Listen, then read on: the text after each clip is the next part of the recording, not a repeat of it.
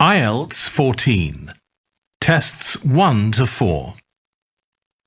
Published by Cambridge University Press and Uckles 2019. This recording is copyright. Test 3. You will hear a number of different recordings and you will have to answer questions on what you hear. There will be time for you to read the instructions and questions, and you will have a chance to check your work. All the recordings will be played once only. The test is in 4 sections. At the end of the test, you will be given 10 minutes to transfer your answers to an answer sheet. Now turn to Section 1.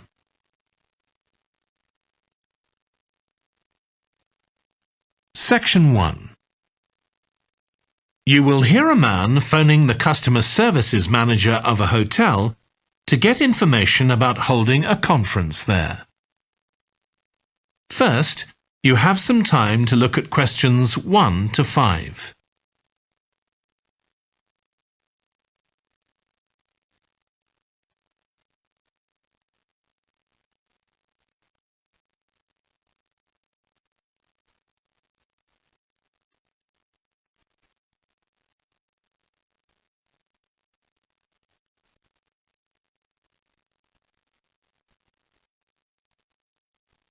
You will see that there is an example that has been done for you. On this occasion only, the conversation relating to this will be played first. Hello, Flanders Conference Hotel. Oh, hi. I wanted to ask about conference facilities at the hotel. Have I come through to the right person? You have. I'm the customer services manager. My name's Angela. The name of the customer services manager is Angela. So Angela has been written in the space. Now we shall begin.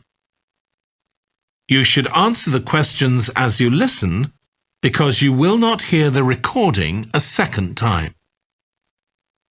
Listen carefully and answer questions 1 to 5.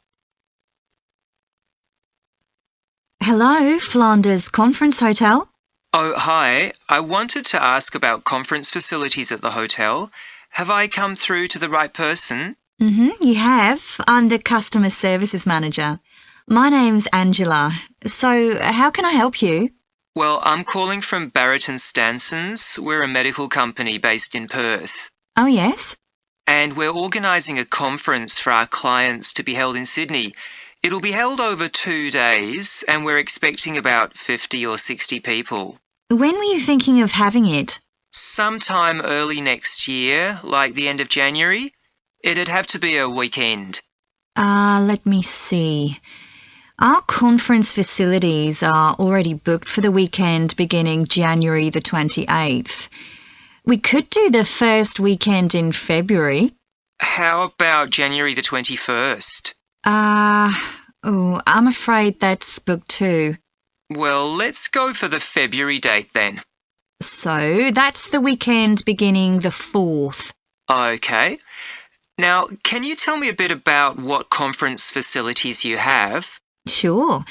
So, for talks and presentations, we have the Tesla room. Sorry? Tesla, that's spelled T-E-S-L-A. It holds up to 100 people and it's fully equipped with a projector and so on. How about a microphone? Yes, that'll be all set up ready for you. And there'll be one that members of the audience can use too, for questions if necessary. Fine. And we'll also need some sort of open area where people can sit and have a cup of coffee. And we'd like to have an exhibition of our products and services there as well, so that'll need to be quite a big space. That's fine. There's a central atrium with all those facilities, and you can come before the conference starts if you want to set everything up. Great. And I presume there's Wi-Fi? Oh, yes. That's free and available throughout the hotel. Okay. Would you also like us to provide a buffet lunch? We can do a 2-course meal with a number of different options. What sort of price are we looking at for that? Well, I can send you a copy of the standard menu. That's $45 per person. Or you can have the special for $25 more. I think the standard should be okay, but yes, send me the menu. Before you hear the rest of the conversation, you have some time to look at questions 6 to 10.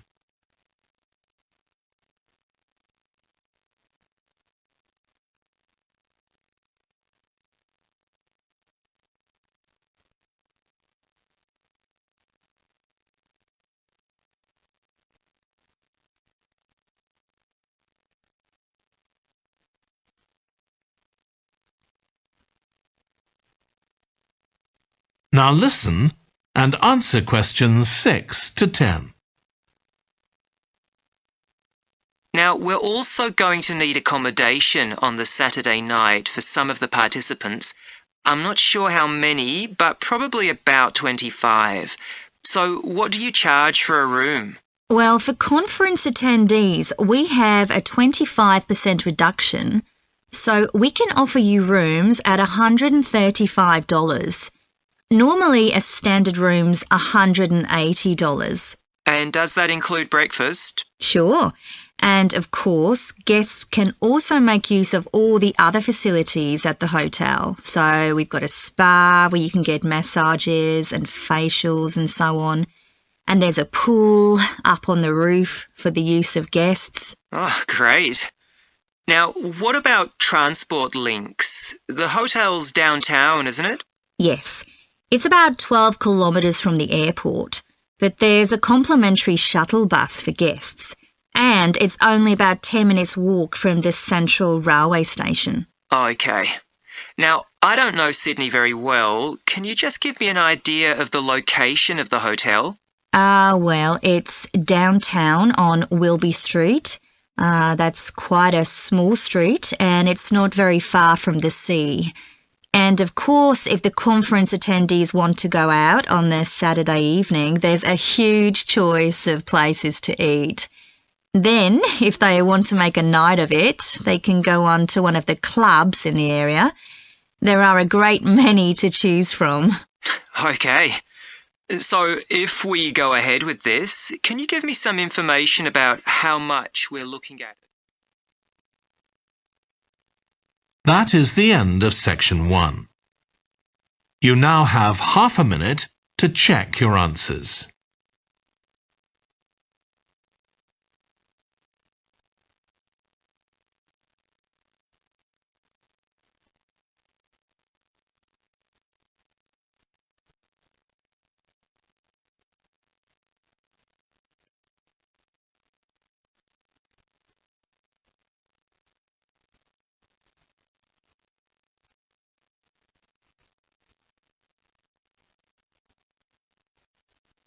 Now turn to section 2.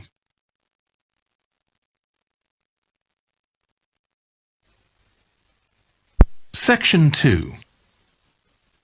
You will hear a woman talking to a group of college students about volunteering to help other people. First, you have some time to look at questions 11 to 14.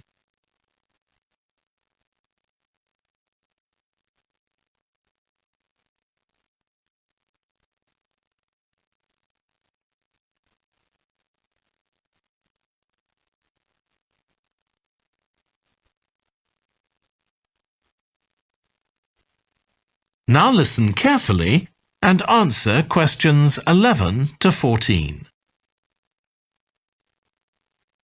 Good morning. My name's Lucy Crittenden, and I'm the Director of Operations for an organisation that arranges volunteering in this part of the country. I'm hoping I can persuade one or two of you to become volunteers yourselves. Let me start by briefly explaining what we mean by volunteering.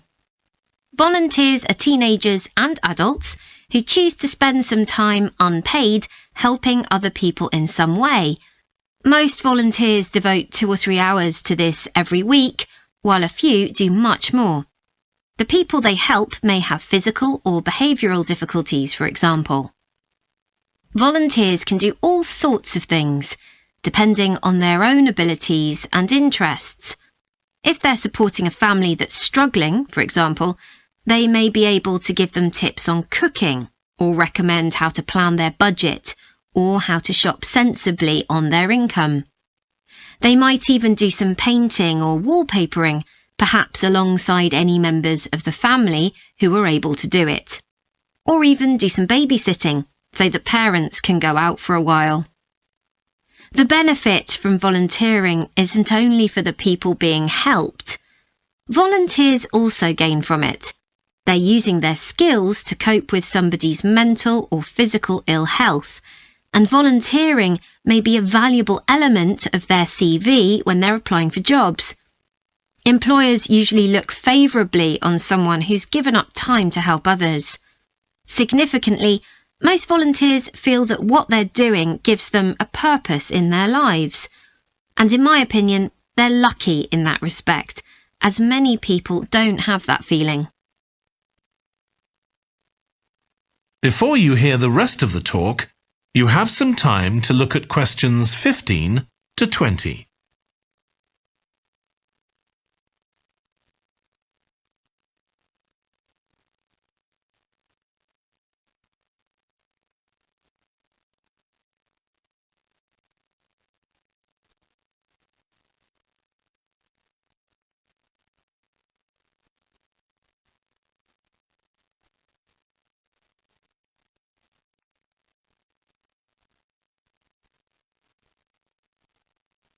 Now listen and answer questions 15 to 20. Now I'd like to tell you what some of our volunteers have said about what they do, to give you an idea of the range of ways in which they can help people. Habib supports an elderly lady who's beginning to show signs of dementia. Once a week they, along with other elderly people, go to the local community centre where a group of people come in and sing. The songs take the listeners back to their youth, and for a little while they can forget the difficulties that they face now. Our volunteer Consuela is an amazing woman. She has difficulty walking herself, but she doesn't let that stop her. She helps a couple of people with similar difficulties who had almost stopped walking altogether. By using herself as an example, Consuela encourages them to walk more and more. Min visits a young man who lives alone and can't leave his home on his own, so he hardly ever saw anyone. But together they go out to the cinema or to see friends the young man hadn't been able to visit for a long time. Tanya visits an elderly woman once a week. When the woman found out that Tanya is a professional dressmaker, she got interested. Tanya showed her some soft toys she'd made, and the woman decided to try it herself. And now she really enjoys it and spends hours making toys. They're not perhaps up to Tanya's standard yet, but she gains a lot of pleasure from doing it. Alexi is a volunteer with a family that faces a number of difficulties. By calmly talking over possible solutions with family members, he's helping them to realise that they aren't helpless and that they can do something themselves to improve their situation. This has been great for their self-esteem. And the last volunteer I'll mention, though there are plenty more, is Juba. She volunteers with a teenage girl with learning difficulties who wasn't very good at talking to other people. Juba's worked very patiently with her, and now the girl is far better at expressing herself and at understanding other people. OK, I hope that's given you an idea of what volunteering is all about. Now I'd like to talk to you about... That is the end of section 2. You now have half a minute to check your answers.